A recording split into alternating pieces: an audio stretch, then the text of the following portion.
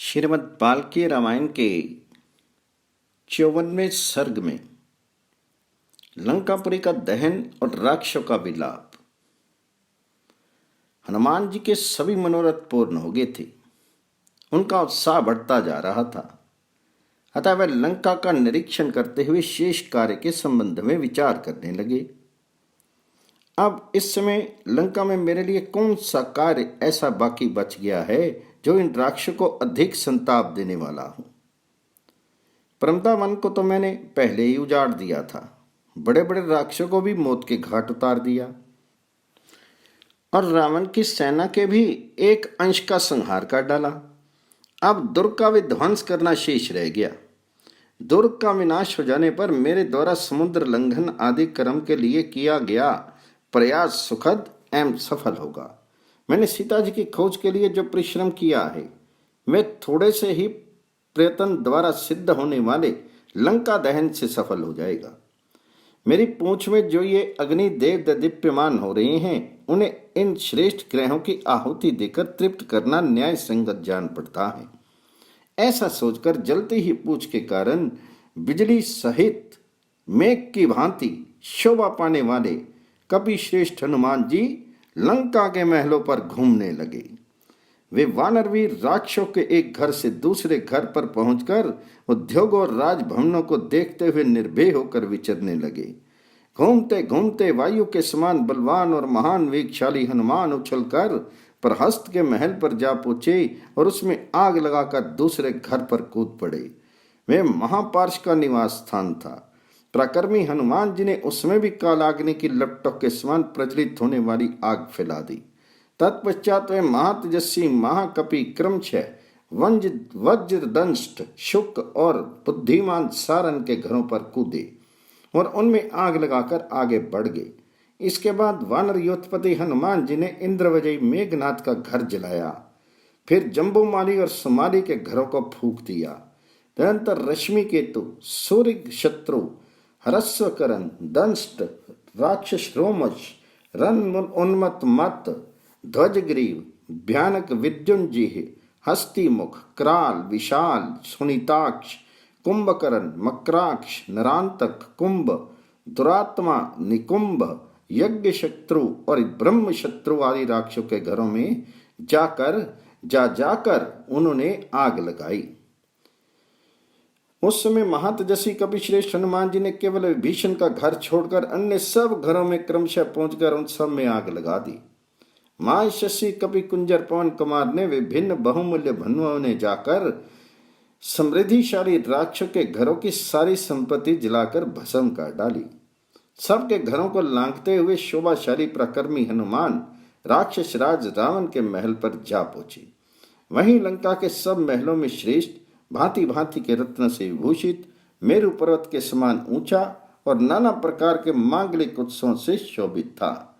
अपनी पूंछ के अग्रभाग में प्रतिष्ठित हुई प्रज्वलित अग्नि को उस महल में छोड़कर वीरवार हनुमान प्रलय काल के मेघ की भांति भयानक गर्जना करने लगे। हवा का सहारा पाकर वह प्रबल आग बड़े वेग से बढ़ने लगी और कालाग्नि के समान प्रज्वलित हो उठी। वायु उस प्रज्वलित अग्नि को सभी घरों में फैलाने लगी। सोने की खिड़कियों से सुशोभित, मोती और मणियों द्वारा निर्मित तथा रत्नों से विभूषित ऊंचे ऊंचे प्रासाद एवं सत महले भवन फट फट कर पृथ्वी पर गिरने लगे। वे गिरते हुए भवन पुण्य का क्षय होने पर आकाश से नीचे गिरने वाले सिद्धों के घरों के समान जान पड़ते थे। उस समय राक्षस अपने अपने घरों को बचाने, उनकी आग बुझाने के लिए इधर उधर दौड़ने लगे। उनका उत्साह जाता रहा और उनकी भी श्री नष्ट हो गई थी। उन सब का तुमुल आर्तनाद चारों ओर गूंजने लगा। वे कहते थे, हाय, ये वानर के रूप में साक्षात अग्नि देवता ही आ पहुंचा है। कितनी ही स्त्रियां गोद में बच्चे लिए सहसा क्रंदन करती हुई नीचे गिर पड़ी। कुछ राक्षसियों के सारे अंग आग की लपेट में आ गए। वे बाल बिखरे टल्ली कान से नीचे गिर पड़ी। गिरते समय वे आकाश में स्थित मेघों से गिरने वाली बिजलियों के समान प्रकाशित होती थी। हनुमान जी ने देखा जलते हुए घरों से हीरा, मूंगा, नीलम, मोती तथा सोने चांदी आदि विचित्र विचित्र धातुओं की राशि पिघल पिघल कर बही जा रही है। जैसे आग सूखे काष्ठ और तिनकों को जलाने से कभी तृप्त नहीं होती, उसी प्रकार हनुमान बड़े बड़े राक्षसों के वध करने से तनिक भी तृप्त नहीं होते थे। और हनुमान जी के मारे हुए राक्षसों को अपनी गोद में धारण करने से इस वसुंधरा का भी जी नहीं भरता था। जैसे भगवान रुद्र ने पूर्व काल में त्रिपुर को दग्ध किया था, उसी प्रकार वेगशाली वानर वीर महात्मा हनुमान जी ने लंकापुरी को जला दिया। तत्पश्चात लंकापुरी के पर्वत शिखर पर आग लगी। वहां अग्निदेव का बड़ा भयानक पराक्रम प्रकट हुआ। वेगशाली हनुमान जी की लगाई हुई वह आग चारों ओर अपने ज्वाला मंडल को फैलाकर बड़े जोर से प्रज्वलित हो उठी। हवा का सहारा पाकर वह आग इतनी बढ़ गई कि उसका रूप परले कालीन अग्नि के समान दिखाई देने लगा। उसकी ऊंची लपटें मानो स्वर्गलोक का स्पर्श कर रही थी। लंका के भमने लगी हुई उस आग की ज्वाला में धूम का नाम भी नहीं था। राक्षसों के शीर रूपी घी की आहुति पाकर उनकी ज्वालाएं उत्तरोत्तर बढ़ रही थी। समूची लंकापुरी को अपनी लपटों में लपेटकर फैली हुई वे प्रचंड आग करोड़ों सूर्यों के समान प्रज्वलित हो रही थी। मकानों और परतों के फटने आदि से होने वाले नाना प्रकार के धड़ाकों के शब्द बिजली की कड़क को भी मात करते थे। उस समय यह विशाल अग्नि ब्रह्मांड को फोड़ती हुई सी प्रकाशित हो रही थी। वहां धरती से आकाश तक फैली हुई अत्यंत बड़ी बड़ी आग की प्रभा बड़ी तीखी प्रतीत होती थी। उसकी लपटें टेसू के फूल की भांति लाल दिखाई देती थी। नीचे से जिसका संबंध टूट गया था वे आकाश में फैली हुई धूम पंक्तियां नील कमल के समान रंग वाले मेघों की भांति प्रकाशित हो रही थी। प्राणियों के समुदाय, ग्रह और वृक्षों सहित समस्त लंकापुरी को सहसा दग्ध हुई देख बड़े बड़े राक्षस झुंड के झुंड एकत्र हो गए और वे सब के सब परस्पर इस प्रकार कहने लगे, ये देवताओं का राजा वज्रधारी इंद्र अथवा साक्षात यमराज तो नहीं है। वरुण, वायु, रुद्र, अग्नि, सूर्य, कुबेर या चंद्रमा में से तो कोई नहीं है। ये वानर नहीं, साक्षात काल ही है। क्या संपूर्ण जगत के पिता में चतुर्मुख ब्रह्मा जी का प्रचंड कोप ही वानर का रूप धारण करके राक्षस का संहार करने के लिए यहाँ उपस्थित हुआ है। अतः भगवान विष्णु का महान तेज जो अचिंत्य, अव्यक्त, अनंत और अद्वितीय है, अपनी माया से वानर का शीर ग्रहण करके राक्षसों के विनाश के लिए तो इस समय नहीं आया है। इस प्रकार घोड़े, हाथी, रथ, पशु, पक्षी, वृक्ष तथा कितने ही राक्षसों सहित लंकापुरी सहसा दग्ध हो गई। वहां के निवासी दीन भाव से तुमल नाद करते हुए फूट फूट कर रोने लगे। वे बोले, हाय रे पप्पा, हाय बेटा, हा स्वामीन, हा मित्र, हा प्राणनाथ, हमारे सब पुण्य नष्ट हो गए। इस तरह भांति भांति से विलाप करते हुए राक्षसों ने बड़ा भयंकर एवं घोर आर्तनाद किया। हनुमान जी के क्रोध बल से अभिभूत हुई लंकापुरी आग की ज्वाला से घिर गई थी। उनके प्रमुख प्रमुख वीर मार डाले गए थे। समस्त योद्धा तितर बितर और उद्विग्न हो गए थे। इस प्रकार वह पुरी शाप से आक्रांत हुई सी जान पड़ती थी।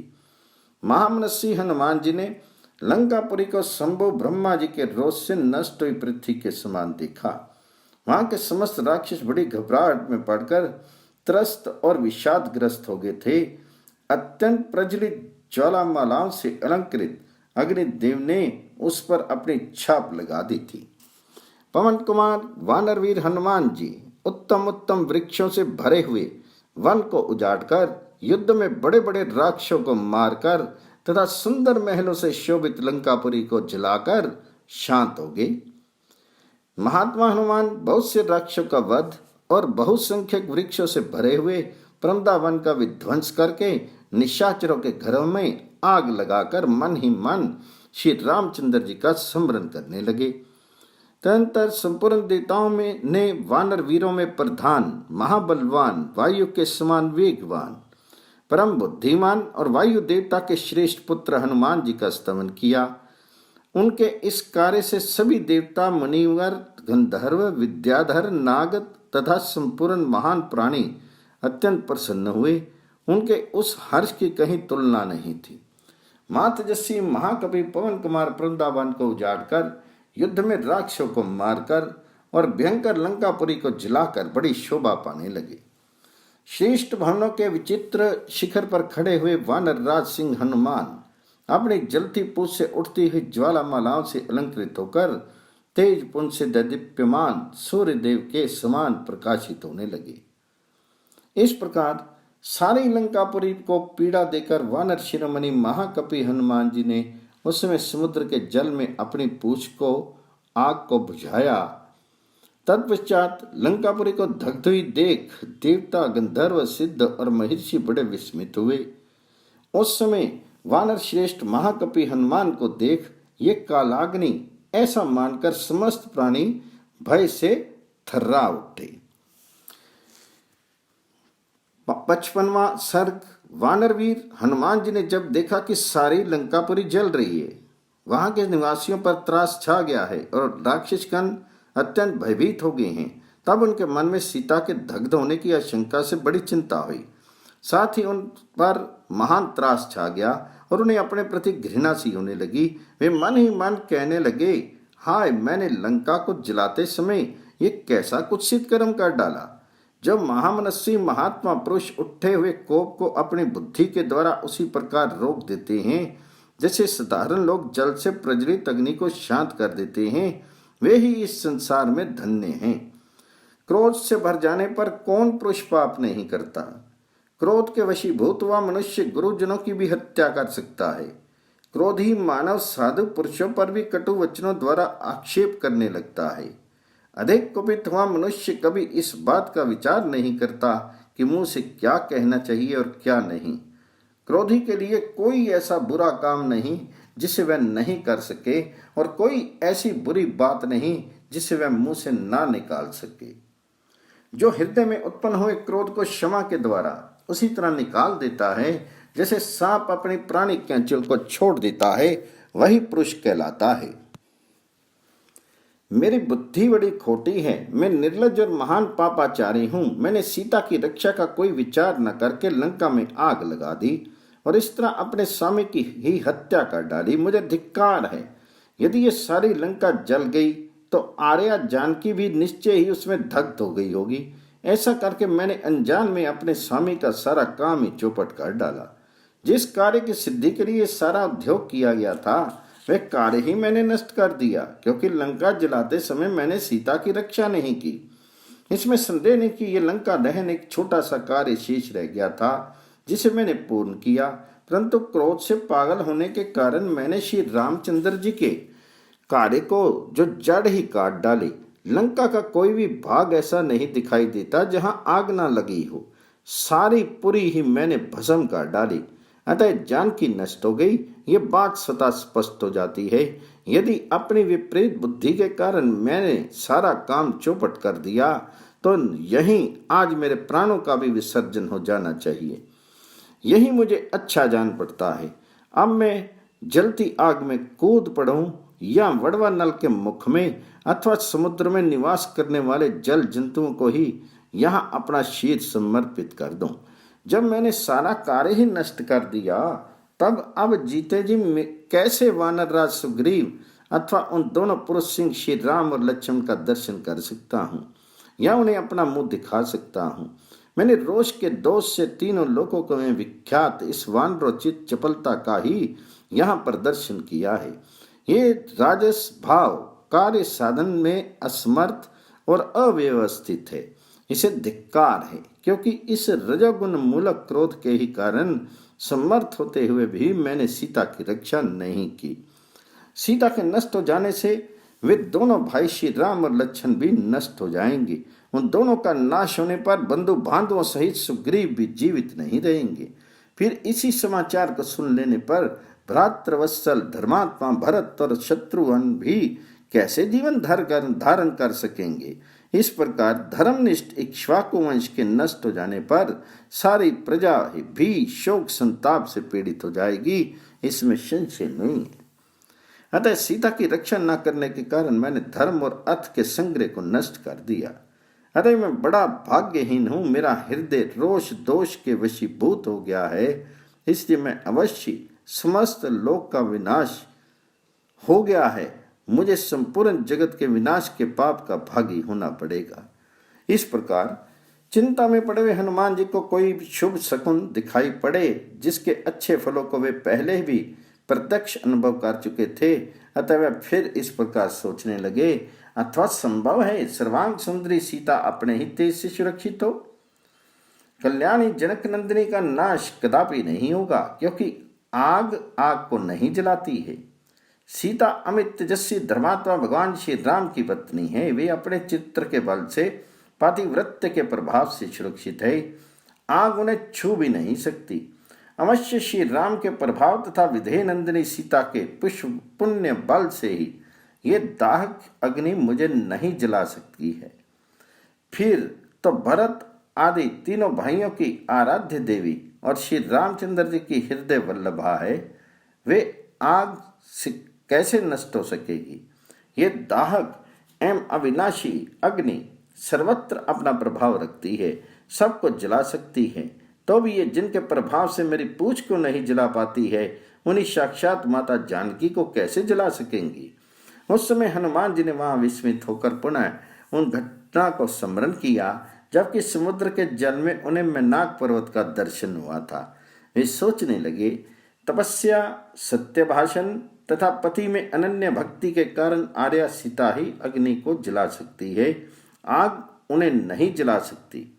इस प्रकार भक्ति सीता की धर्मपरायणता का विचार करते हुए हनुमान जी ने महात्मा चारणों के मुख से निकली हुई ये बातें सुनी। आहो, हनुमान जी ने राक्षस के घरों में दुस्सह भयंकर आग लगाकर बड़ा ही अद्भुत और दुष्कर कार्य किया है। घरों में से भागे हुए राक्षसों, स्त्रियों, बालकों और वृद्धों से भरी हुई सारी लंका जन कोलाहल से परिपूर्ण होकर चित्कार करती हुई सी जान पड़ती थी। पर्वत की कंदराओं, अटारियों, परकोटों और नगर के फाटकों सहित ये सारी लंका नगरी दग्ध हो गई, परंतु सीता पर आंच नहीं आई। ये हमारे लिए बड़ी अद्भुत और आश्चर्य की बात है। हनुमान जी ने जब चारणों के कहे हुए ये अमृत के समान मधुर वचन सुने, तब उनके हृदय में तत्काल हर्षोल्लास छा गया। अनेक बार के प्रत्यक्ष अनुभव किए हुए शुभ शकुनों, महान गुणदायक कारणों तथा चारणों के कहे हुए पूर्वोक्त वचनों द्वारा सीता जी के जीवित होने का निश्चय करके हनुमान जी के मन में बड़ी प्रसन्नता हुई। राजकुमारी सीता को कोई क्षति नहीं पहुंची है, वह जानकर कपिवर हनुमान जी ने अपना संपूर्ण मनोरथ सफल समझा और पुनः उनका प्रत्यक्ष दर्शन करके लौट जाने का विचार किया।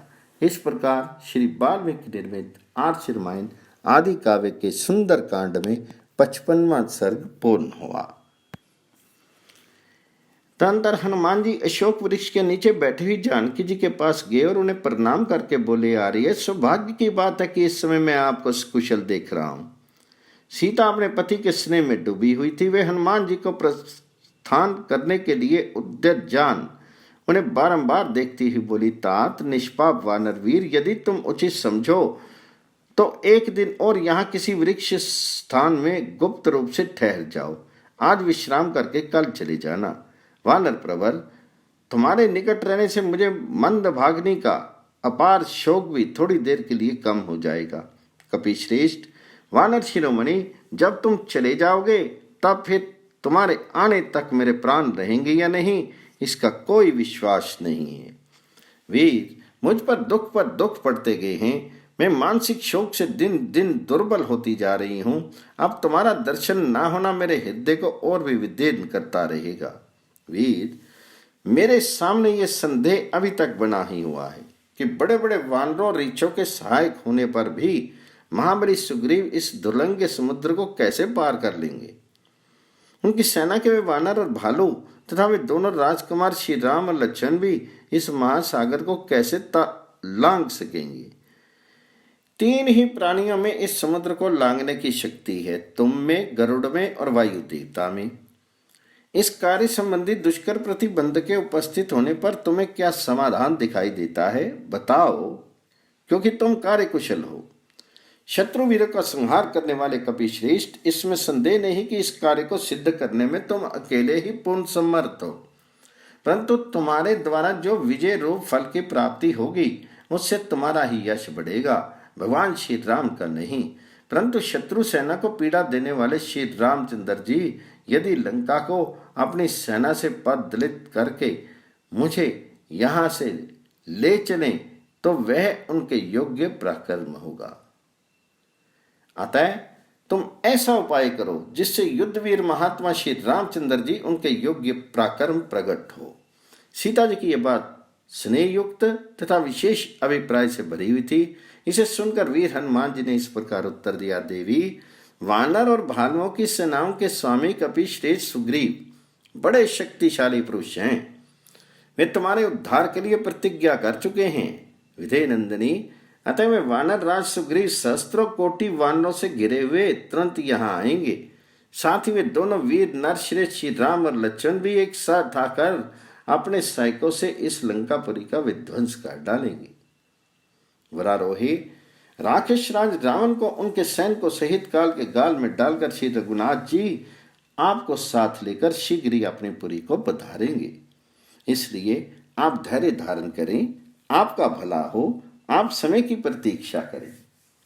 रावण शीघ्र ही रणभूमि में श्री राम के हाथ से मारा जाएगा, ये आप अपनी आंखों से देखेंगी। पुत्र, मंत्री और भाई बंधुओं सहित राक्षस राज रावण के मारे जाने पर आप श्री रामचंद्र जी के साथ उसी प्रकार मिलेंगी जैसे रोहिणी चंद्रमा से मिलती है। वानरों और भालुओं के प्रमुख वीरों के साथ श्री रामचंद्र जी शीघ्र ही यहाँ पधारेंगे और युद्ध में शत्रुओं को जीतकर आपका सारा शोक दूर कर देंगे। विधेय नंदिनी सीता को इस प्रकार आश्वासन देकर वहां से जाने का विचार करके पवन कुमार हनुमान जी ने उन्हें प्रणाम किया। वे बड़े बड़े राक्षसों को मारकर अपने महान बल का परिचय देकर वहां ख्याति प्राप्त कर चुके थे।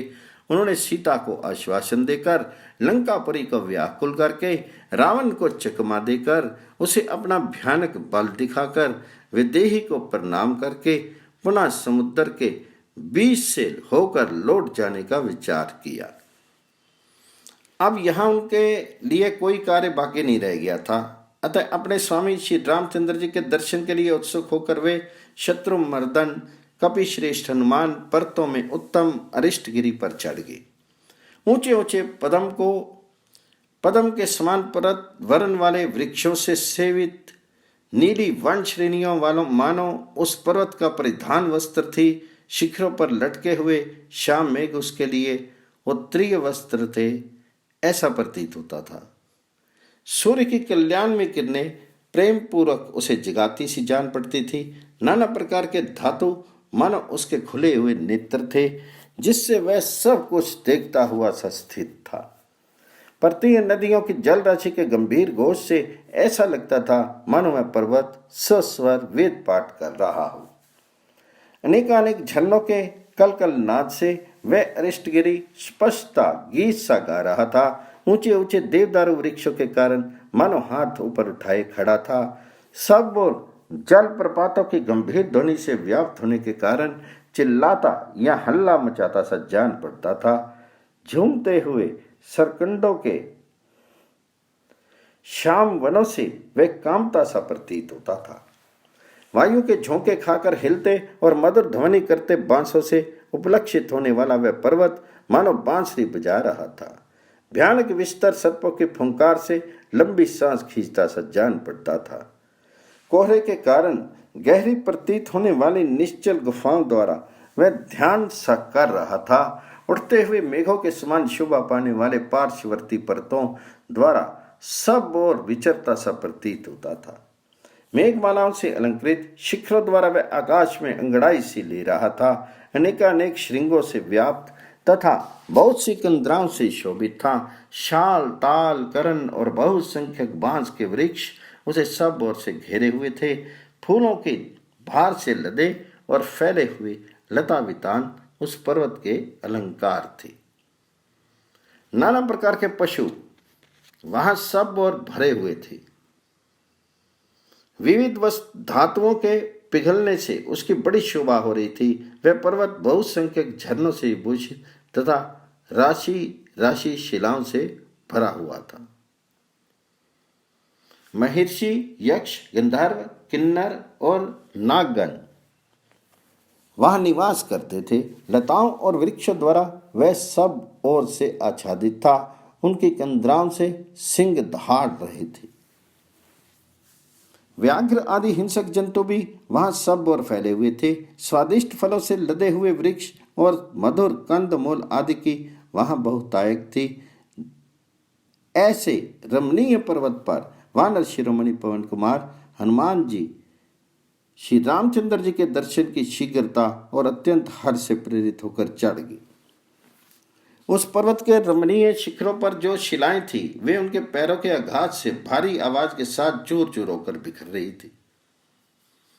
उस शैलराज अरिष्ट पर आरूढ़ होकर महाकवि हनुमान जी ने समुद्र के दक्षिण तट से उत्तर तट पर जाने के इच्छा से अपने शीर को बहुत बड़ा बना लिया। उस पर्वत पर आरूढ़ होने के पश्चात वीरवर पवन कुमार ने भयानक सर्पों से सेवित उस भीषण महासागर की ओर दृष्टिपात किया। वायु देवता के औरस पुत्र कवि श्रेष्ठ हनुमान जैसे वायु आकाश में तीव्र गति से प्रवाहित होती है, उसी प्रकार दक्षिण से उत्तर दिशा की ओर बड़े वेग से उछल कर चले। हनुमान जी के पैरों का दबाव पड़ने के कारण उस श्रेष्ठ पर्वत से बड़ी भयंकर आवाज हुई और वह अपने कांपते हुए शिखरों, टूट कर गिरते हुए वृक्षों तथा भांति भांति के प्राणियों सहित तत्काल धरती में धंस गया। उनके महान वेग से कंपित होकर फूलों से लदे हुए बहुसंख्यक वृक्ष इस प्रकार पृथ्वी पर गिर पड़े मानो इन्हें वज्र से मारा गया हो। उस समय उस पर्वत की कंदराओं में रहकर दबे हुए महाबली सिंहों का भयंकर नाद आकाश को फाड़ता हुआ सा सुनाई दे रहा था। भय के कारण जिनके वस्त्र ढीले पड़ गए थे और आभूषण उलट पलट गए थे, वे विद्याधरियां सहसा उस पर्वत से ऊपर की ओर उड़ चली। बड़े बड़े आकार और चमकीली जीव वाले महाविशेले बलवान सर्प अपने फन तथा गले को दबाकर कुंडलाकार हो गए। किन्नर, नाग, गंधर्व, यक्ष और विद्याधर उस धंसते हुए पर्वत को छोड़कर आकाश में स्थित हो गए। बलवान हनुमान जी के वेग से दबकर वह शोभाशाली महीधर वृक्षों और ऊंचे शिखरों सहित रसातल में चला गया। अरिष्ट पर्वत 30 योजन ऊंचा और 10 योजन चौड़ा था, फिर भी उसके पैरों से दबकर भूमि के बराबर हो गया। जिसकी ऊंची ऊंची तरंगें उठकर अपने किनारों का चुंबन करती थी, उस खारे पानी के भयानक समुद्र को लीलापूर्वक लांघ जाने की इच्छा से हनुमान जी आकाश में उड़ चले। इस प्रकार श्री वाल्मीकि निर्मित आर्ष रामायण आदि काव्य के सुंदर कांड में 56वां सर्ग भी पूर्ण हुआ।